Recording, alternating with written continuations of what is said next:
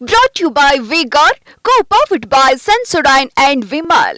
ಬಾಯಲ್ಲಿ ಹೇಳಿ ಕೇಸರಿ. Associate sponsor Ultratech Cement. Co-sponsored by Saptagiri NPS University. ಇದ್ರ ಜೊತೆಗೆ ಬಸವರಾಜ ಬೊಮ್ಮಾಯಿ ಅವರು ಕೂಡ ಹಾವೇರಿ ಗೆಲುವಿನ ಬಳಿಕ ಮಾತನಾಡಿದ್ದಾರೆ. ಬೊಮ್ಮಾಯಿ ಏನಂತ ಮಾತಾಡೋದು ನೋಡೋಣ ಬನ್ನಿ. Congress sir first reaction. ಧನ್ಯವಾದಗಳು. ನಾನು ಪ್ರಥಮದಲ್ಲಿ ಹಾವೇರಿ ಗದಗ ಲೋಕಸಭಾ ಕ್ಷೇತ್ರದ ಎಲ್ಲ ಮತದಾರರಿಗೆ ನಾನು ಧನ್ಯವಾದಗಳನ್ನು, ಕೃತಜ್ಞತೆಗಳನ್ನು, ಅಭಿನಂದನೆ ಹೇಳೋಕ್ಕೆ ಇಚ್ಛಪಡ್ತೀನಿ. ಮತ್ತು ನಮ್ಮ ಪಕ್ಷದ ಎಲ್ಲ ಹಿರಿಯ ನಾಯಕರು, ಮಾಜಿ ಸಚಿವರು, ಶಾಸಕರು ಮತ್ತು ಎಲ್ಲ ಪದಾಧಿಕಾರಿಗಳು ಮತ್ತು ಎಲ್ಲ ನಮ್ಮ ಕಾರ್ಯಕರ್ತ ಬಂಧುಗಳು ಅತ್ಯಂತ ಮನಸ್ಪೂರ್ವಕವಾಗಿ ಕೆಲಸ ಮಾಡಿದ್ದರಿಂದ ಇವತ್ತು ಆಡಳಿತ ಪಕ್ಷದ 7 ಜನ ಶಾಸಕರು ಇದ್ದರೂ ಕೂಡ ನಾವು ಇವತ್ತು ಇದು ಇನ್ವರ್ಟರ್ ಎಸಿ. ನೀವು ಗ್ಯಾಮ್ಲರ್ ಅಲ್ವಾ? ಗ್ಯಾಮ್ಲರ್ ಜೂಜಾಡ್ತಿರಲ್ವಾ? ನೀವು ಜೂಜಾಡ್ತೀರಾ? ಇಲ್ಲ, ಯಾರು ಏನು ಹೇಳಿದ್ರು ಅಂತ ನೀನು ಎಷ್ಟು ಕಾಸ್ಟ್ಲಿ ಹಾಗೂ ಡೆಲಿಕೇಟ್ ಎಸಿ ತಗೊಂಡು ಸ್ಟೆಬಿಲೈಸರ್ ತಗೊಳ್ಳಿಲ್ಲ ಅಂದ್ರೆ ಇದು ಜೂಜಾಟ ತಾನೇ. ಒಂದೇ ಫ್ಲಕ್ಚುಯೇಷನ್ಗೆ ನಿಮ್ಮ ಇನ್ವರ್ಟರ್ ಎಸಿಯ ಪಾರ್ಟ್ಸ್ ಡ್ಯಾಮೇಜ್ ಆಗಬಹುದು. ಅದನ್ನು ವಿ-ಗಾರ್ಡ್ ಉಪಯೋಗಿಸಿ ಸುರಕ್ಷಿತವಾಗಿರಿಸಿ. V Guard, India's number 1 stabiliser. ಇದರಲ್ಲಿ ಸಾಧನೆ ಮಾಡೋಕ್ಕೆ ಸಾಧ್ಯ ಆಗಿದೆ. ನಾನು ಈ ಸಂಬಂಧಪಟ್ಟಂತೆ ಎಲ್ಲರಿಗೂ ಕೂಡ ಮತ್ತೊಮ್ಮೆ ಧನ್ಯವಾದಗಳನ್ನ ಹೇಳಕ್ಕೆ ಇಚ್ಛಪಡ್ತೀನಿ. ಸರ್, ಚುನಾವಣಾ ಸಂದರ್ಭದಲ್ಲಿ ಭಾಳ ಪ್ರಚಾರದ ಸಂದರ್ಭದಲ್ಲಿ ಭಾಳ ಟೀಕೆಯನ್ನು ಮಾಡಿದರು. ಹಳೆ ಎತ್ತು ಹೋರಿ ಈ ಲೆಕ್ಕದಲ್ಲಿ ಮಾತಾಡಿದರು. ಈ ಹಳೆ ಹೋರಿ ಹೊಳೆಯಲ್ಲಿ ಹೂಡಿದ್ರು ಎದ್ದು ಬರುತ್ತೆ ಅನ್ನೋದನ್ನು ತೋರಿಸಿದ್ದಾರೆ ಸರ್. ಅಲ್ಲ, ಅದಕ್ಕೆಲ್ಲ ನಾವು ಉತ್ತರ ಕೊಡೋದಿಲ್ಲ. ಯಾವ ಅಭ್ಯರ್ಥಿ ಬಗ್ಗೆ ಏನು ಹೇಳೋಕ್ಕೆ ಸಾಧ್ಯ ಇಲ್ಲ. ಈ ಥರ ಎಲ್ಲ ಮಾತುಗಳೆಲ್ಲ ಬರ್ತವೆ. ಅದೆಲ್ಲ ಪಾರ್ಟ್ ಆಫ್ ಕ್ಯಾಂಪೇನ್. ಅದೆಲ್ಲ ಏನು ಕಳೆದು ಹೋದ ಮಾತು, ಅದಕ್ಕೆಲ್ಲ ರಿಯಾಕ್ಷನ್ ಕೊಡೋಲ್ಲ.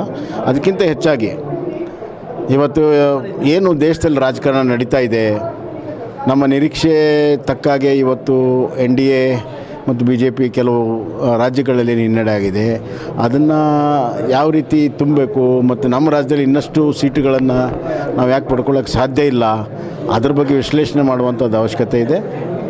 ಒಂದು ಮಾತ್ರ ನಾನು ಹೇಳಕ್ಕೆ ಇಚ್ಛೆಪಡ್ತೇನೆ, ಈ ಲೋಕಸಭಾ ಚುನಾವಣೆ ಕರ್ನಾಟಕದ ಮಟ್ಟಿಗೆ ಹೇಳಬೇಕಾದ್ರೆ ಬರುವಂಥ ದಿನಗಳಲ್ಲಿ ಕರ್ನಾಟಕದಲ್ಲಿ BJPಗೆ ಭಾಳ ದೊಡ್ಡ ಭವಿಷ್ಯ ಇದೆ, ಉಜ್ವಲದ ಭವಿಷ್ಯ ಇದೆ. ಕೆಲವು ತಪ್ಪುಗಳನ್ನು ನಾವೆಲ್ಲ ಸರಿ ಮಾಡ್ಕೊಂಡು ಹೋದರೆ ಮತ್ತೊಮ್ಮೆ ನಾವು ಕರ್ನಾಟಕದ ಅಧಿಕಾರಕ್ಕೆ ಬರೋದಕ್ಕೆ ಎಲ್ಲ ಅವಕಾಶಗಳು ಜನ ಕೊಡ್ತಾ ಇದ್ದಾರೆ. ಜೊತೆಗೆ ಮೈಸೂರಿನ BJP ಅಭ್ಯರ್ಥಿಯಾಗಿ ಗೆಲುವು ಸಾಧಿಸಿರುವಂಥ ಯದುವೀರ್ ಒಡೆಯರವರು ಕೂಡ ನಮ್ಮ ಜೊತೆಗೆ ನೇರವಾಗಿ ಜಾಯ್ನ್ ಆಗ್ತಾರೆ. ಯದುವೀರ್ ಒಡೆಯವರನ್ನು ಮೊದಲನೇದಾಗಿ ಕಂಗ್ರ್ಯಾಚುಲೇಷನ್ಸ್, ನಿಮಗೆ ಶುಭಾಶಯಗಳು. ಈಗಾಗಲೇ BJP ಸಂಸದರಾಗಿ ಆಯ್ಕೆಯಾಗಿದ್ರಿ. ಮೊದಲನೇದಾಗಿ ಸಹಜವಾಗಿ ಮೈಸೂರು ಅಂತ ಬಂದಂಥ ಸಂದರ್ಭದಲ್ಲಿ ಒಂದು ಸಾಂಸ್ಕೃತಿಕ ಅಂತ ನಗರಿ.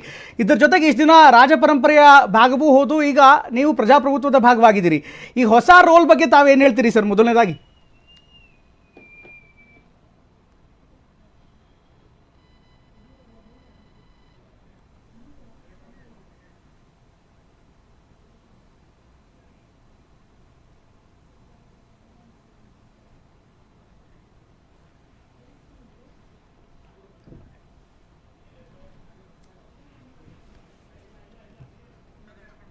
ರೈಟ್, ಸಂಪರ್ಕ ಸಾಧ್ಯ ಆಗ್ತಾಯಿಲ್ಲ. ಮತ್ತೆ ಅವರನ್ನು ಸಂಪರ್ಕ ಮಾಡುವಂಥ ಪ್ರಯತ್ನವನ್ನು ಪಡ್ತೀನಿ. ಒಟ್ಟಿನಲ್ಲಿ ಸಹಜವಾಗಿ ಎಲ್ಲ ನಾಯಕರು ಕೂಡ ಯಾರ್ಯಾರು ಗೆದ್ದಿದ್ದಾರೆ ಅವರಲ್ಲಿ ಗೆಲುವಿನ ನಗೆ ಇದ್ದೇ ಇದೆ. ಇದರ ಜೊತೆಗೆ ಬೇರೆ ಬೇರೆ ಅಭ್ಯರ್ಥಿಗಳು ಗೆದ್ದವರು ಎಲ್ಲರೂ ಕೂಡ ಮಾತಾಡ್ತಿದ್ದಾರೆ. PC ಮೋಹನ್ ಮಾತಾಡಿದ್ದಾರೆ, ನೋಡೋಣ ಬನ್ನಿ.